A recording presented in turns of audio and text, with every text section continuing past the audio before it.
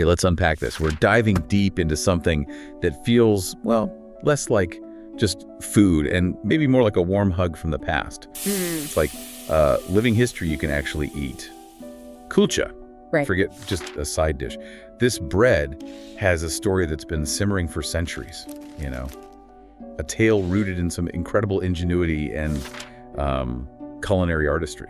And our mission in this deep dive, really pulling from insights found in excerpts from Kulcha, India's culinary journey through bread, is to uncover that story. Exactly. It's a fascinating journey, taking us from Kulcha's, let's say, ancient origins, all the way to the diverse tables where we enjoy it today. So where does this journey kick off? The source material points us pretty far back, and maybe not where you'd first think.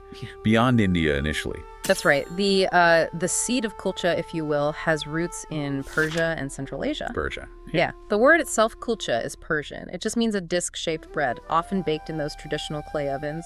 That core idea, the technique, the name, it migrated. And then the Mughals arrive, early 16th century, and that's like a catalyst. The sources really highlight this as a major turning point. Absolutely. A huge shift. The Mughals brought this sophisticated culinary heritage. They introduced refined flatbreads like naan and kulcha to the Indian subcontinent. But this was high-end cuisine at first. You needed refined flour, special tandoor, specific procedure, making it pretty exclusive, mostly for royalty and the nobility. So it starts as this dish for kings.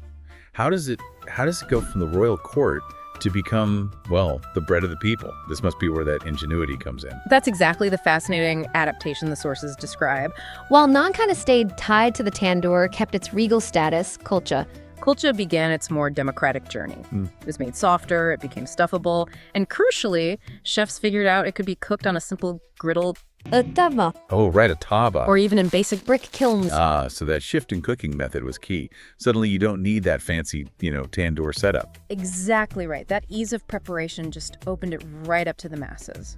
The Mughal chefs, the khansamas, they sort of treated it like a blank canvas. A culinary canvas. I love that phrasing. Yeah.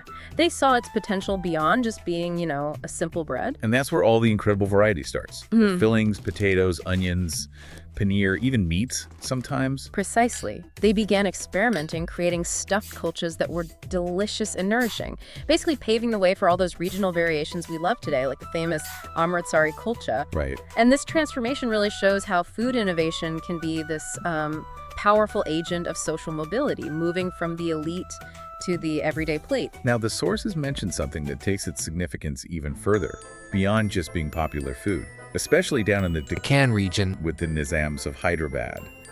This gets into food and identity, doesn't it? Oh, absolutely. What's fascinating here is how food became tangled up with, well, destiny. In Hyderabad, kulcha gained this almost sacred status. Sacred? How so? They put it on their state flag and coat of arms. No way. Yes. And it wasn't just because it tasted good. It came from this really powerful legend. Okay, you have to tell us the legend. Okay, so the story goes that the first Nizam, Mir Kamruddin, went to seek blessings from a Sufi saint, Hazrat Nizamuddin Aurangabadi. The saint offered him 7 kulchas.